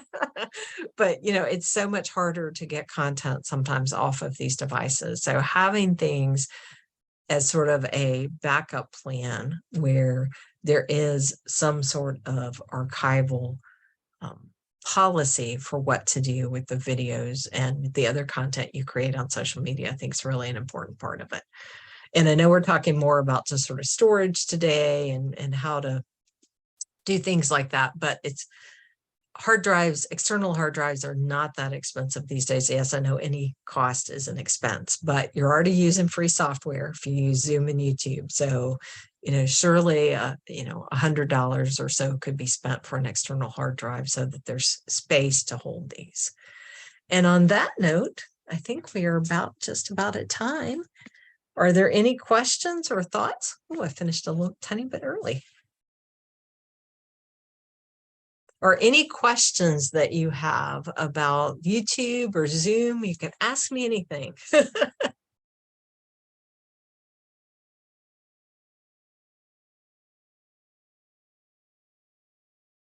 So I'll ask you questions then. See, this is what happens. So for those of you who have YouTube in your libraries, who creates the content? Is that all your marketing folks, or does it go through?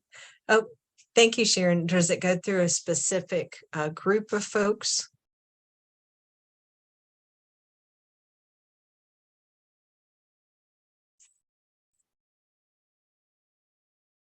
A combination of librarians and marketing folks. Yeah, that was sort of my that was sort of how it was in my library too, where we had both we had a social media team that was composed of a mix of people, and then we also had just various people who either had an interest or an aptitude or the technology at their disposal, or in my experience I had I'd had previous experience like setting up YouTube accounts and things like that. So as we were kind of talking through the mechanics of how do we want to set up a channel, how do we want to structure our YouTube presence and things like that, the marketing team kind of brought their expertise, and then I was kind of able to help on the technical side, like, well, here's what we can do in YouTube and here's how it works, kind of thing. Yeah, the sub-channel idea I think is very helpful. It just takes that that really strategic approach to kind of think about how best to communicate and how best to move users from, if you have one channel where everything is mixed in together, to dividing those channels up, then how do you kind of help those users along too? So doing some promotion as well. What we found for the children's especially is that parents trusted much more that the YouTube content that we were putting in the children's department, YouTube content, they felt, I think, a more of a comfort level with just allowing their kids to be able to use that. And because of the way it's tagged in YouTube, we are also able to put a bookmark on the children's computers, so that when they logged in, all the different resources they could see, including the library's YouTube channel for children. And I think that was, it was a big win, I think, in terms of helping to promote and elevate the children's department more, but also to really help provide some curated content and like how-to tips for how to use some of the children's resources, especially. So that was really interesting. I had not been involved in a YouTube project like that before in a public library. So it was really interesting to see like the impact of sort of dividing that up. Where we did have a little bit of a struggle was with our adult users who were already attached to the sort of the the main library site and trying to direct them and get them interested in looking at some of the other sites that might be of interest to them, or other channels that might be of interest to them. So that seemed to be a little bit more of the discussion. They didn't quite understand like why we were fragmenting things a little bit, whereas I think the children's group and the families were very excited to kind of have their own channel.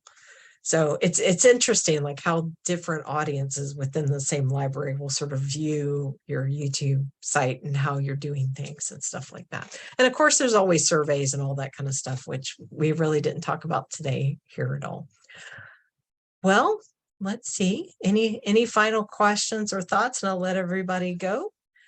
All right. Well, thank you all so much and have a great day, rest of your day. And I'll be sending out things shortly. I've got some handouts. I've got some how-tos, a lot of how-tos for like how to do the transcription if you want to, go through that YouTube process in terms of getting the transcripts and things like that.